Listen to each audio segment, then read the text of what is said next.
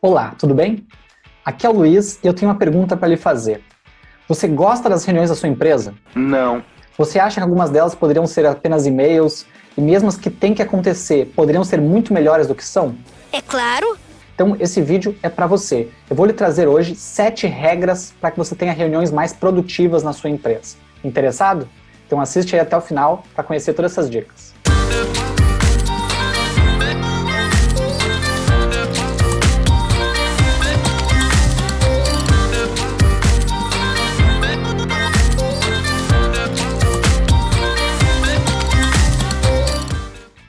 Faz algum tempo que eu me interesso pelo tema de produtividade e eficiência, principalmente por causa da minha paixão por métodos ágeis, que começou lá em 2010. Quando eu comecei a ler e fazer cursos de metodologias ágeis, eu comecei a perceber o quão interessante eram aquelas práticas e o quão aplicáveis elas eram no dia a dia, não apenas para a gestão de projetos, mas do ponto de vista de princípios em geral, para a eficiência da empresa como um todo. Então, se a gente pega, por exemplo, algumas cerimônias tradicionais do Scrum, como a Daily, a gente tem regras muito claras e muito precisas para garantir a eficácia e a eficiência daquela cerimônia. Assim como as outras, a Planning, a Retrospectiva e por aí vai. E mesmo se a gente fugir da literatura, dos métodos ágeis e para outras literaturas, algumas que eu já até recomendei aqui no canal inclusive, como o livro Getting Real, onde os autores defendem muito que as reuniões minam a produtividade dos desenvolvedores, ou o livro Trabalhe 4 horas por semana, onde o autor fala muito também de eliminar distrações, como, por exemplo, reuniões sem necessidade. Mas vamos ser francos, é impossível eliminar as reuniões do ambiente corporativo. É verdade. Mas sim, é possível diminuir a quantidade de reuniões ruins e aumentar a qualidade das reuniões que realmente tem que acontecer. E a ideia do vídeo de hoje é justamente eu compartilhar com você 7 dicas que para mim são regras que devem ser aplicadas a todas as reuniões para que elas sejam realmente produtivas. E no final eu vou dar uma dica de como tornar isso realidade na sua empresa. Então fica comigo até o final desse vídeo. Então vamos lá. Regra número 1. Toda reunião tem que ter um facilitador. Como assim? Não entendi. Sabe aquele ditado, cachorro de 2 donos morre de fome? Pois é, reunião sem dono vira bagunça. Por toda reunião tem que ter uma pessoa que é o facilitador da reunião.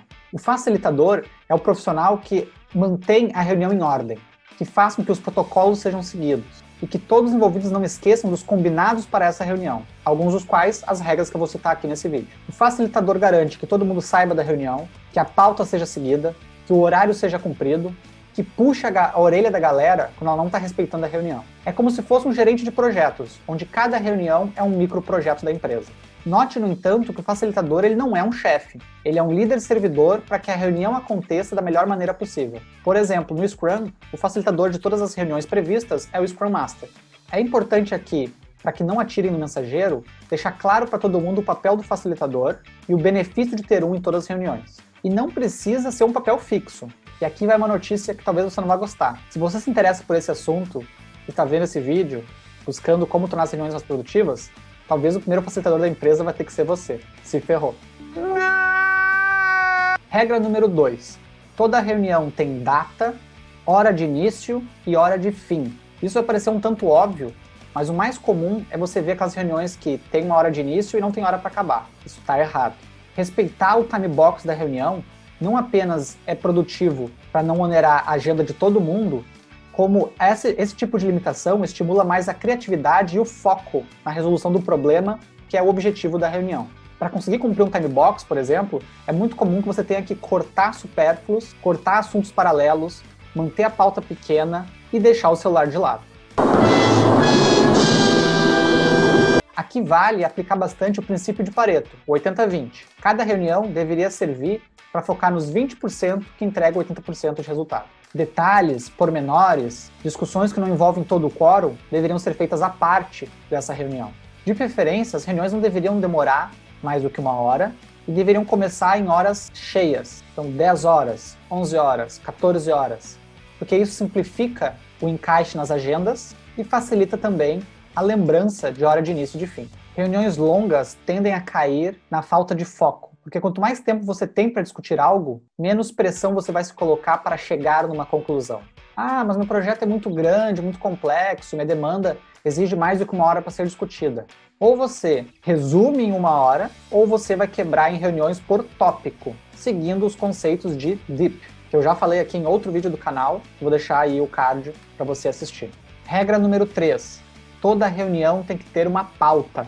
A pauta é um artefato muito simples, como um TXT ou um pedaço de papel, com os bullet points que vai ser tratado na reunião. De preferência que isso esteja no invite lá do Outlook, por exemplo.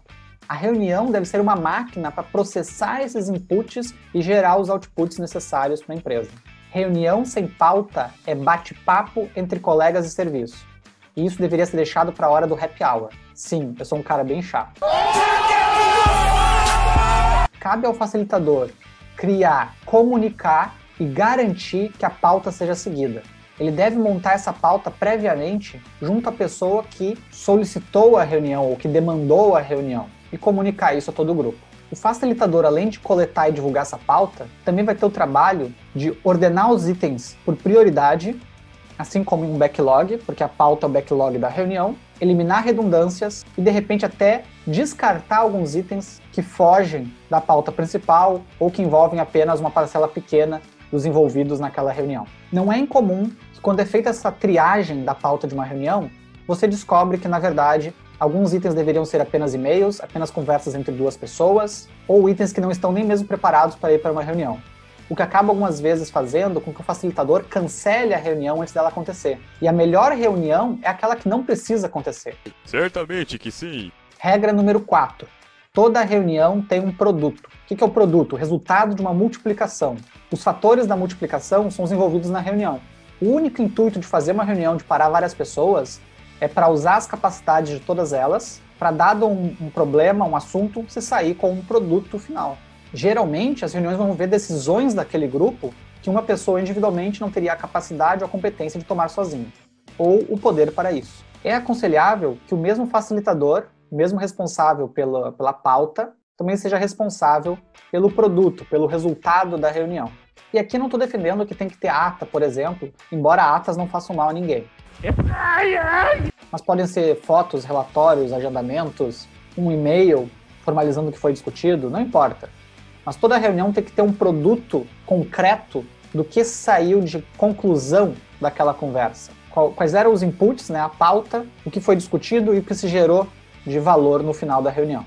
Garantir que se obtenha resultados a cada reunião faz com que o time todo se sinta melhor e passe a perceber mais valor nesse tipo de encontro e a cobrar que tipos de encontro produtivos como esse aconteçam mais, ao invés das reuniões mais tradicionais que não levam a lugar nenhum. O produto de uma reunião não precisa ser complexo, pode ser tão simples quanto decidiu-se por X. Acabou. Então nem toda reunião você vai sair com um canvas, com um protótipo ou com decisões que vão mudar a humanidade. Tá bom. Assim, tem que sair um produto de toda a reunião. Regra número 5. Somente participa quem é necessário. Você sabe qual é a diferença entre ser produtivo e ser ocupado? Não sei. Ela é muito maior do que você pode imaginar. Ser uma pessoa ocupada na empresa é muito fácil. É só você aceitar todos os invites que lhe mandam para reuniões. Agora, ser produtivo é difícil. E você vai ter que tomar decisões de participar ou não participar, de contribuir ou não contribuir, e de muitas vezes simplesmente bloquear a sua agenda para conseguir fazer o que precisa ser feito para a sua posição, para o seu time, para a sua empresa. Você quer que os membros do seu time estejam produtivos ou ocupados? Se quiser que eles estejam ocupados, simplesmente convide todo o time para todas as conversas e deliberações que forem necessárias, ou que você julgue necessárias para o projeto ou para a empresa. Reunião não pode ser futebol de criança. Como é que é futebol de criança? A bola vai parar de um lado da quadra, todas as crianças correm para lá. A bola é chutada por outro lado, todas as crianças correm para o outro lado. Não transforme o ambiente corporativo num futebol de criança. Para ter uma reunião realmente produtiva, você tem que ter o mínimo possível de pessoas. Às vezes ao ponto de nem precisar mais da reunião, as duas só se conversarem e acabou. Quanto mais pessoas você adiciona numa reunião, é contra-intuitivo, mas menos chances você vai ter de chegar a uma decisão concreta, uma solução concreta para o que você está buscando. Existem diversas técnicas, sim, para tratar com grupos grandes, de, 10, 12 pessoas, e ainda assim sair com resultados, envolvendo, por exemplo, Design Thinking. Mas nem toda reunião é uma sessão de Design Thinking, certo? Então não torne toda reunião com inúmeras pessoas. Existe uma curva do aumento da chance de termos resultados que, até certo momento, ela cresce conforme o envolvimento que a gente tem de pessoas na reunião.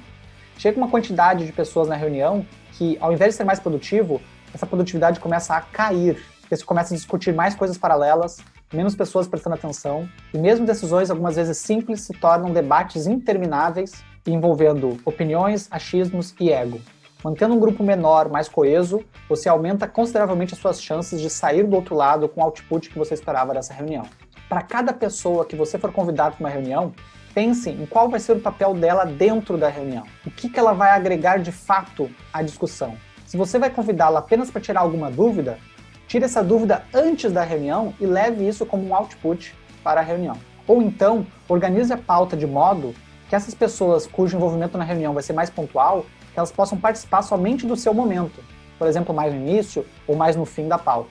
Você tem que ter apreço pela agenda das pessoas. Se você não tem pela sua, tenha pelo menos apreço pela agenda das outras pessoas. Ninguém merece estar numa reunião de 1 hora, durante 50 minutos, sem ter envolvimento nenhum, sem nem entender o que está sendo deliberado, e você só dá sua contribuição nos últimos minutinhos da reunião. Ninguém merece. Se você está pensando, por exemplo, em convidar alguém apenas para essa pessoa ficar ciente do que foi tratado, copie ela no e-mail com a ata da reunião, ou grave a reunião e depois mande para ela o vídeo para ela assistir. Tenho certeza que vai ser muito mais eficiente para todo mundo. Ah, mas talvez ela não leia o e-mail ou não veja o vídeo. Então ela não está interessada no assunto. Simples assim. Resumindo, não convide ninguém por simpatia, compaixão ou hierarquia. Convide somente pessoas para a reunião que precisam estar na reunião. E aí entra a regra número 6. Todos que estão em uma reunião têm que contribuir. Se você executou a regra 5 corretamente, o seu quórum é bem enxuto e tem grande chance de ser as pessoas certas para realmente lhe ajudarem a fazer o que tem que ser feito. E esse quórum tem que ser um quórum de ação, de deliberação, e não um quórum ouvido. Todos os presentes numa reunião têm que dar o seu ponto, têm que ter voz, têm que ter espaço para falar, o direito e o dever de falar. Se tem alguém na reunião que não tem competência para contribuir, essa pessoa não deveria estar lá. Ela poderia estar sendo mais útil fazendo outras coisas pela empresa que não ali tomando o tempo dela apenas ouvindo. Um outro risco também é que é bem comum que nas reuniões tenham 1 ou 2 pessoas que sempre monopolizam as conversas e as decisões. O facilitador tem que tomar cuidado para que a distribuição do tempo da reunião seja uniforme entre os participantes. Não literalmente uniforme, mas o mais uniforme possível para que todos tenham voz. Nada é mais triste numa reunião do que pessoas se metendo na fala dos outros, monopolizando assuntos, alterando o tom de voz para tomar a palavra, e aqui entra novamente o facilitador e os acordos de que o grupo vai respeitar a condução do facilitador. Com isso em mente, dependendo da reunião, você pode trazer regras, por exemplo, como os tokens que a gente usa no Scrum, onde só fala quem tem o token na mão. No momento que você seta a expectativa de que todos devem e vão falar na reunião, você garante que todo mundo se prepare para a reunião, porque ela sabe que vai ter que dar o seu ponto e vai ter que conhecer minimamente sobre o assunto que vai ser tratado para poder justamente contribuir. Não pegue ninguém de surpresa com essas regras, por favor. São acordos que têm que ser feitos previamente a você começar a adotar esse framework na sua empresa. Se as pessoas já trabalham com métodos ágeis, é bem comum que elas se sintam confortáveis com isso aqui que eu estou trazendo. E a regra número 7, a última, é a regra de ouro. A regra de ouro, para mim, é que a única constante no mundo é a mudança. E todos os métodos ágeis, e esse framework aqui para reuniões mais produtivas não é exceção, se baseiam no aprendizado contínuo, em ciclos iterativos de aprendizado. Então, de tempos em tempos, é muito importante que você revise essas regras com os seus pares para entender se elas ainda fazem sentido, se novas regras precisam emergir ou outras regras precisam cair. Cada empresa tem as suas particularidades, a sua cultura. Algumas vezes é necessário um chacoalhar como esse, uma mudança radical nas regras, para que alguma mudança aconteça. Mas uma vez que todos entendam a importância de ter reuniões mais produtivas e comecem de fato a ter reuniões mais produtivas, o time vai pegando gosto pela coisa e naturalmente vão surgindo novas dicas e novas técnicas para ir subindo ainda mais a régua da qualidade das reuniões. A minha sugestão é que você comece com as 6 primeiras e só depois de um tempo com um pouco mais de maturidade nas suas reuniões, você adicione a 7ª regra de ouro, daqui a pouco puxando uma retrospectiva de sprint para discutir o andamento das reuniões e o que pode ser melhorado. E eu fiquei de lhe falar como você poderia aplicar esse framework na sua empresa. Assim como qualquer transformação e implantação de métodos, você vai precisar de sponsors. Venda a ideia para pessoas chaves, principalmente os líderes da empresa, de que podemos sim ter mais resultado com as reuniões e que você gostaria de testar algumas técnicas. Dificilmente, se você perguntar para alguém, você está feliz com a situação da sua agenda ou com o progresso das reuniões, alguém vai lhe dizer, sim, com certeza estou satisfeito. É muito difícil isso acontecer.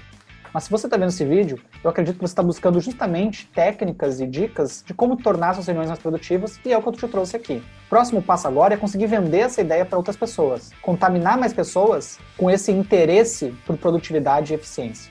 Indique esse vídeo para colegas de trabalho, compartilhe nas suas redes sociais, principalmente as redes sociais profissionais, que eu tenho certeza que mais pessoas aí vão se juntar nesse movimento de melhorar a qualidade das reuniões na sua empresa. O jeito mais fácil é usando a estratégia de chuveiro, onde você convence as pessoas mais no alto. Mas, se necessário, você também consegue, aos poucos, criando um movimento de transformação com a estratégia BD, né, de baixo para cima, certo? Espero que você tenha gostado desse vídeo.